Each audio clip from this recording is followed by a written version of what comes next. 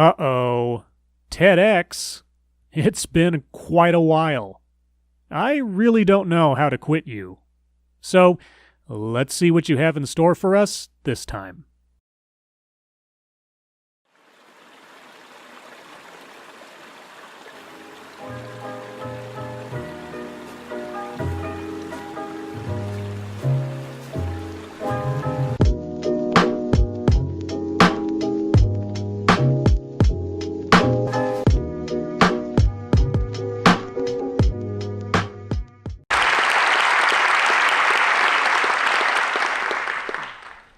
I was 8 years old when my godfather, my panino, Francisco Pardo Jr., died of a massive heart attack. It came swiftly and suddenly and took his life at the ripe age of 37. Yikes. I am honestly sorry to hear that. For many years, the aspects of his passions that stuck with me and with my brother were his love of theater, film, and the arts. And in fact, both my brother and I pursued careers in those fields. Aha! So you have some professional acting experience. I'll keep that in mind. But his other love was technology. He was the first one on his block to have an Apple IIe computer. Oh, yeah. I need a computer.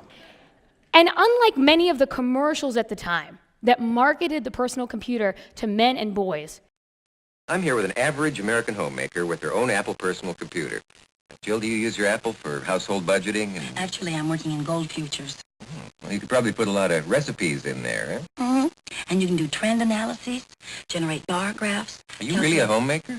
Of course. I never understood that computer science was a career you could pursue or a field you could study. And in fact, after my godfather passed, the only images I ever really saw of computer programmers, hackers, you know what I'm talking about, the nerdy white guy who sits in a closet, has no friends, maybe, a little antisocial, has glasses. Okay, so I have glasses. That's the one gimme. But they all kind of look like that guy. Ah, so you're going to lean on fictional portrayals to make your point. I'll keep that in mind as well. And so, didn't really identify with the field, and I'm not alone. Studies have shown Would you care to name those studies? that while we're seeing the underrepresentation of women and Black and Hispanic boys in the United States in computer science, it's because of the misperceptions of the field. If you can't see it, you can't be it. You can't see it, you can't be it. Whenever I hear someone repeat a catchy or rhyming phrase to an audience, whenever it seems like a mantra, I get a little suspicious, as though drilling the phrase into my memory is a replacement for a reasoned argument. But let's take her at her word here. If you don't see someone like yourself doing something, then you are less likely to think that you can do it and or are willing to make the attempt. Okay, so how will we be solving this problem? And so in 2014, just to give you a little data, women made up only 17% of computer science graduates in the United States, even though we accounted for 57% of total bachelor's degrees. So it's not that women are not pursuing computer science, it's that not enough women are doing so to your liking. And your theory is that a lack of visibility is causing this. So why are there any female computer scientists if visibility is so bad? Only 17%. I'm going to come back to that number later, so remember it. For Blacks and Hispanics, both men and women, it was less than 10% each. Our Google study on women who choose CS showed there were 4 major factors as to why girls were not pursuing computer science. Ah, so these numbers are all from a Google study. Okay, let's see. There it is. Okay, I'll keep this handy as we proceed. Number 2 factor, perceptions. Accounted for almost 30% of the decision. That is only 1 percentage point lower than the number 1 reason, which was adult encouragement. The number 2 factor of the study was self-perception, an interest in puzzles and problem solving, and belief that those skills can be translated to a successful career. Why did you leave out self? Why didn't you define the factor as fully as the study does? Take my story. I had the adult encouragement of my godfather, but after that, everything I knew about computer science was stereotyped and driven by what I saw around me.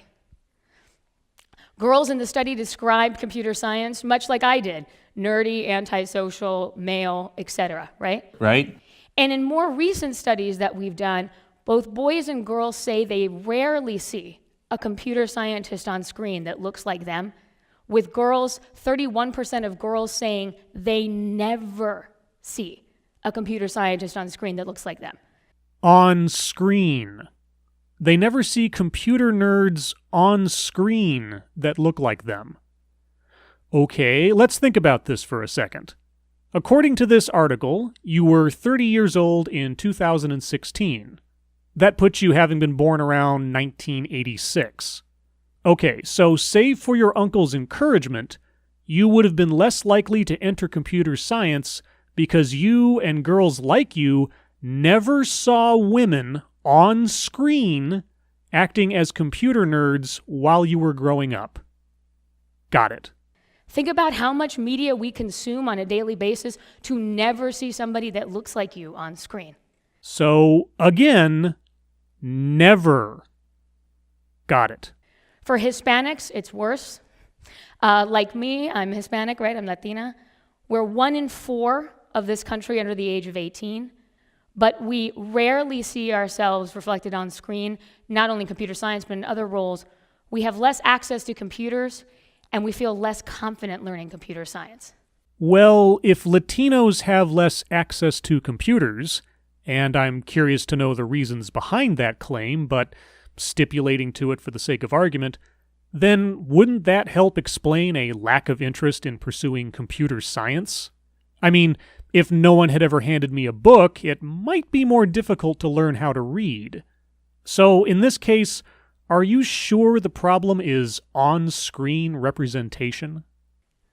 Then what if I told you that by the year 2020, which is in just 3 years, we will have 1 million computer science jobs unfilled because we haven't trained a technical workforce to fill them. 1 million jobs. So, if we have a whole lot of people over here that don't see themselves in computer science, particularly girls of all shades and Black and Hispanic boys, and over here we have 1 million jobs left unfilled, then we have a gap of aspiration and application.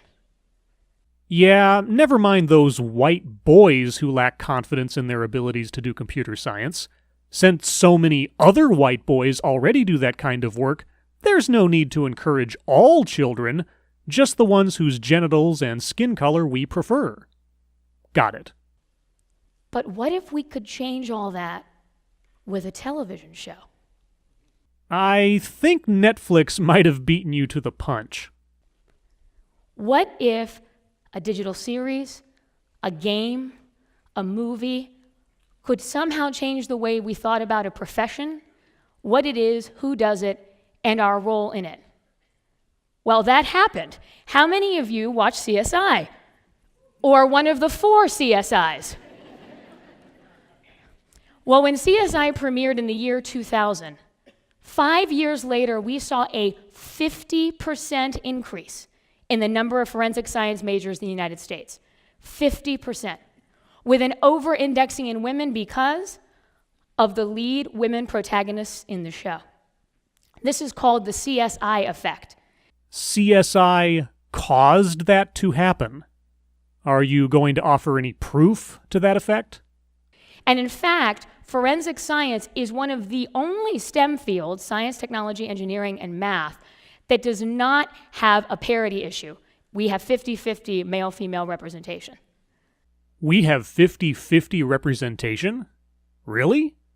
Because every source I find tells me that forensic science degrees are earned by women nearly 80% of the time, not 50%. Either you don't know what you're talking about, or you're a liar. But that question aside, given this information, I wonder what initiatives you would propose to get more boys interested in forensic science. I mean, the goal is gender equality, right? This has happened in other fields as well with other shows, including medicine and law. For those of you back in the day, LA Law and ER. LA Law and ER. Well, LA Law ran from 1986 through 1994. That's a pretty long time. And of course, we've had Law and Order forever, so lots of representation of females in law. So we should have 50-50 in the legal field by now, right? Well, let's see. The latest numbers from the American Bar Association. Yeah, well, not so much. But, LA Law is an old show, so let's jump back, say, 16 years to when the impact of the show probably had a greater effect. Nope. Well, okay, so ER. ER will save us. Certainly that show created 50-50 representation in the medical field. Yeah. Women dominate in some areas, but certainly not all. And we're looking for 50-50 across the board, which, of course, CSI created in forensic science single-handedly. Except it didn't. And LA Law and ER didn't either. And these are all your offered examples. So, are you sure your mantra still rings true? And we've also seen it happen with the designated driver campaign and term. So in the late 80s, the Harvard Alcohol Project actually worked with the three networks at the time, CBS, ABC, and NBC, to make sure the term designated driver and the idea of drunk driving was integrated subtly into storylines and characters. And now we all use that term as if it were second nature. They also saw a sharp decrease in the number of drunk driving deaths, as well as an increase in the term usage itself. Pretty cool. I'm sure the drunk driving laws and the penalties there too, and organizations like Mothers Against Drunk Driving, I'm sure they didn't have any influence at all. It was all the PSAs and television plot lines. Got it. In more recent years, the Gina Davis Institute in Gender and Media, that Gina Davis. Oh, I've talked about that Gina Davis before. She has some great ideas on controlling what we can and cannot see in the media. She was really interested in archery. Why archery? Well, in 2012, 2 movies premiered that had central female protagonists who were archers. Merida from Brave and Katniss Everdeen from The Hunger Games. So working with the U.S. Archery Organization, they did a survey. Girls' participation in archery increased by 50% since 2012. And 7 in 10 girls, 7 in 10, identified Merida or Katniss as a key influence in why they wanted to take up archery. Kids like to emulate their heroes. Well, that's an amazing revelation. Are you going to give any similar examples for boys? Any numbers on the increase in boys taking karate after The Karate Kid came out back in the 80s? Or are girls just somehow unique in this regard? If your theory is accurate across the board, tell me again about LA Law and the legal profession. Tell me about ER and the medical profession. So what about computer science? How are we doing, right? Remember that 17% number I shared earlier? Well, across 11 major film markets, the number of computer scientists, technologists, characters on screen are 17% women. Interesting, huh? 17%. So this media exposure is what caused those numbers to occur. That's what you're saying, correct? Guess what? Women in background and crowd scenes across those same movies, 17%. So the extras you see in the background. So merely the gender of background characters in movies with female computer experts causes women to earn computer science degrees, a 17% to 17% causation. Is that what you are saying? And in top leadership positions in the United States across 10 major industries, so meaning top leadership and board, 17%. Why won't you say that one is caused by the other? Why do you lay out all of these correlations, but you do not affirm causation? And for Blacks and Hispanics, I should add, out of those 10,000 characters that were studied, 12% Black, 6% Latino, leaving very little room for any profession, let alone computer science, right? Oh, okay, so by your logic, there should then be 12% representation from Black people in computer science graduates, right? Well, let's see what our friends at Stanford have. Nope. 6.1% there, not 12%. But hey, that's just one college. What does the industry on the whole look like? Let's see. Nope. Highest in these stats is 7%. And that aligns fairly well with the Stanford output. So, are you going to tell us that 12% representation equals 7% results in this case? Because that would kind of put some doubt onto your theory. So this is where we're presented an incredible opportunity, right? Right? Literally, our on-screen realities are affecting our off-screen realities. Not according to your own offered examples, except those that apparently agree with you.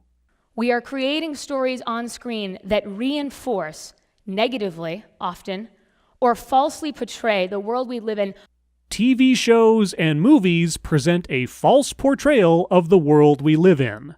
You don't say. Normalizing underrepresentation so that it feels normal off screen. Let me say that again.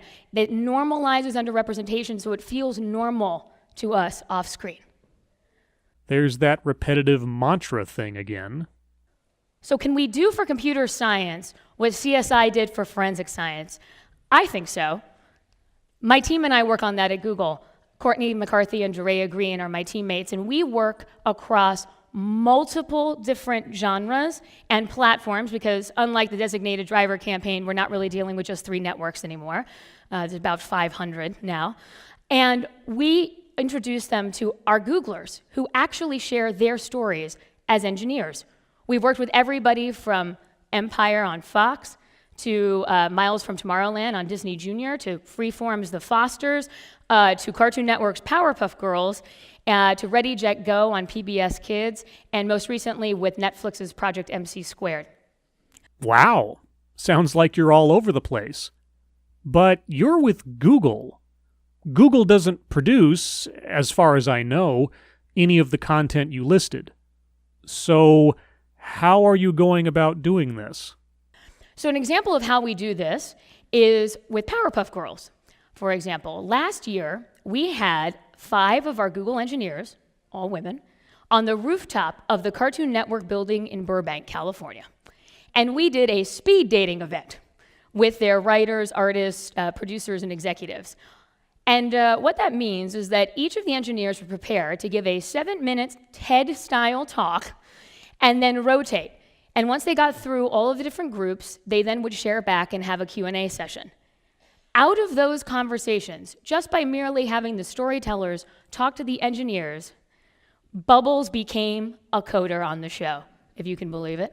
Yes, she coded her sisters out of that video game to save the world back in June. And it actually became one of the top-rated episodes thus far of the Powerpuff Girls relaunch. So you cornered the creators of the show, and more importantly their bosses, and had women-only engineers, through rotating speeches, convince them to write a plot line that you preferred to see.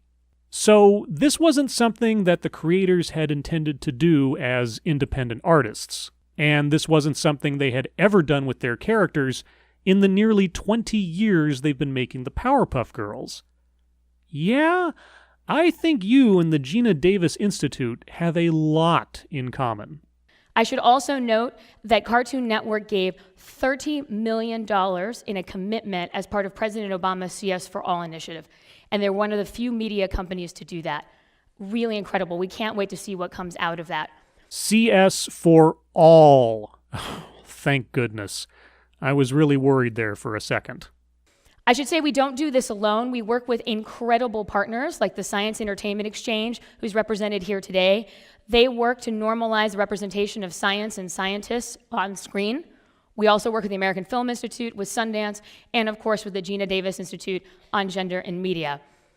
As a quick aside, that is what it looks like when an engineer is talking to writers on the rooftop of the Cartoon Network building. And is that great? Look, there's bubbles, coding. You gotta love that. I'm not so sure that I love it, because I'm not sure it wasn't the result of a moralizing guilt trip than it was the free expression of the creators that made it happen. And another project we worked on that was really interesting was a film called Code Girl. It was directed by Academy Award winner Leslie Chilcott, who approached me in 2014, and she said, "So, Julianne, I'm doing this film about Technovation, which is a nonprofit that works with girls around the world to solve problems in their local community using technology." And she goes, "And I don't think girls are going to the movie theater to watch documentaries." And I'm like, "Leslie, is anyone going to the movie theater to watch documentaries?" And she goes, "Well, good point. This is why I want to work with you." I said, "Great." Yes, an excellent and patently obvious point. You're not doing the image of this Academy Award-winning director friend of yours any favors if a Google executive had to point out that fact about her own industry to her. Let's put it on YouTube, which is exactly what we did. We premiered Code Girl on YouTube for 5 days for free so that girls around the world could see the film. We know that almost 1 million people watched the film with a higher average watch time than the usual YouTube video. 100,000 girls watched it end to end, and we had 82 million social impressions.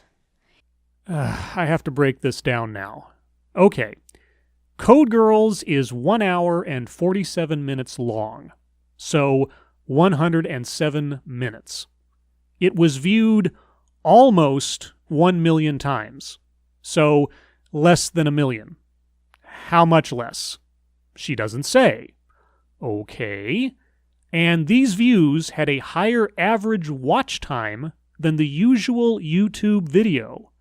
Well, what is a usual YouTube video? And what is the average watch time? Well, according to this article, at least as of 2012, the average watch time was 4 minutes. Let's be generous and say that the average had tripled in 3 years' time by the time of Code Girl's release to 12 minutes. Since YouTube apparently no longer makes their average watch time public, I just have to guess. So up to 12 minutes out of 107 minutes. Okay, and then out of less than 1 million views, only 100,000 girls watched the whole thing. We have no idea how much of the total number of views that is, since you don't say, nor what percentage of all the girls that decided to click on the video that is. Well, great. And what's even more interesting was the survey data we got back from the girls in the room. The girls in the room? What room? Was there a focus group or something? Who were these girls? You're not going to explain any of this, are you? Figures. At an average of about 90% for every response, they said that they were now interested in learning more about coding, that they would share the movie with a friend. So entertainment people, that's a great statistic, around 90%, that they'd share the movie. And that they agreed with the statement, girls can be good at coding. So after having to sit through nearly 2 hours of a movie whose only message was that girls can and should code, shown to a room full of girls of indeterminate age and background, those are the results they gave. Wow. Stunning. And the even more interesting statistic was that 2,500 of them registered for the Technovation Challenge for the following year. The year before, at that same time, the number was 0. You had 2,500 girls in one room? I have to be missing something here. But, okay, setting that aside, 2,500 girls entered the Technovation Challenge the following year. Okay, so that year must have been 2016, since the movie came out in 2015. So in the 2015 Technovation Challenge, there were 0 girls registered. But I thought that you said... Technovation, which is a nonprofit that works with girls around the world. So a nonprofit that specifically helps girls had 0 girls involved in 2015. Oh, but wait, you did add another qualification to that claim. The year before, at that same time, the number was 0. At that same time. What time? Was it a time between registration periods? Because there were plenty of girls involved in the 2015 event, which means that you are, at best, merely being deceptive, or, at worst, outright lying. So, tell me again about that 50-50 split in forensic science representation. Perceptions matter. Our on-screen realities matter. What would happen if everybody saw themselves as a techie, as a computer scientist, as a part of our technical future?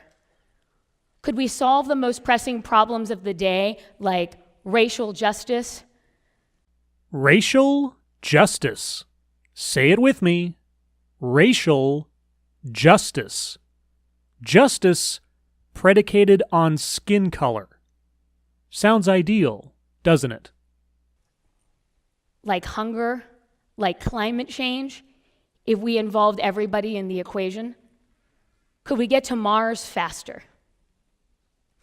We run the risk of creating a world that does not work for everyone if we don't include everyone in making and creating that world. We can increase inequality, cause more problems, and in fact, hinder our own innovation. And the best way to fix all this is through television and movie characters. Do you remember the main factor in your own study on what gets girls into computer science? Family and peer encouragement. So, why are you focusing on Hollywood? And what it starts with is a story, a line of dialogue, a phrase, a character. A character. A character like Norma Arnold from The Wonder Years in 1988. Over the course of that show, she went back to college and became a software engineer.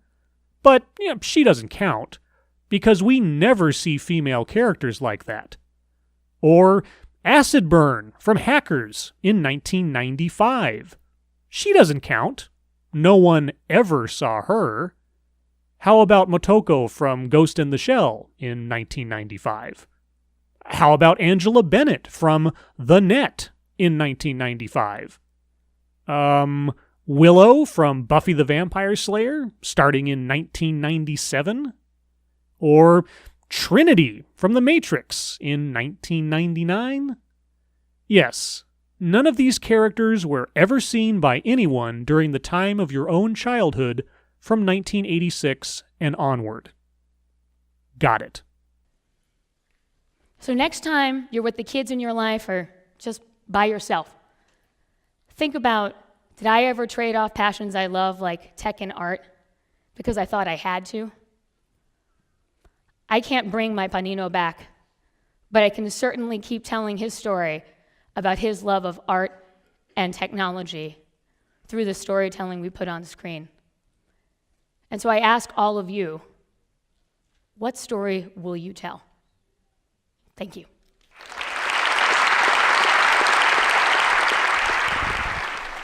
Well, the story you told was an uneven one.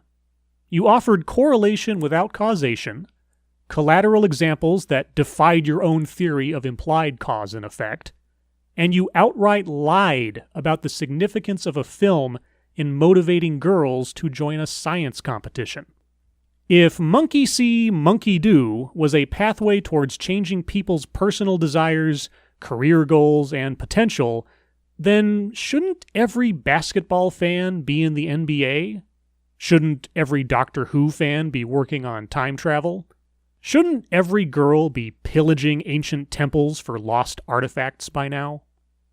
I could go on and on and on, but I think I've made my point. Now, all of you watching, know that you too can make YouTube videos, like me. Because if a painting can do it, you can too. No, seriously, give it a shot. It's super fun and it's easier than you think. As always, thank you for watching.